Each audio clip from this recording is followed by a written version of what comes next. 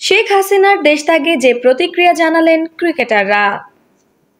কোটা সংস্কার আন্দোলন এবং পরবর্তীতে সরকার পদত্যাগের এক দফা দাবির মুখে শেষ পর্যন্ত সরে দাঁড়াতে হলো শেখ হাসিনাকে।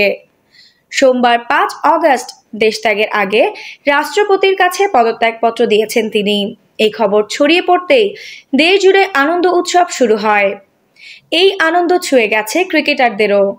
জাতীয় দলের পেসার এবাদত হোসেন যেমন নিজের ফেসবুকে লিখেছেন, আলহামদুলিল্লাহ, আজ স্বাধীন।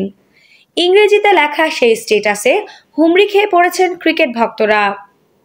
ওদিকে লাল সবুজের জার্সিতে উদযাপনের ভঙ্গিতে ছবি পোস্ট করেছেন দলের আরেক পেসার শরীফুল ইসলাম।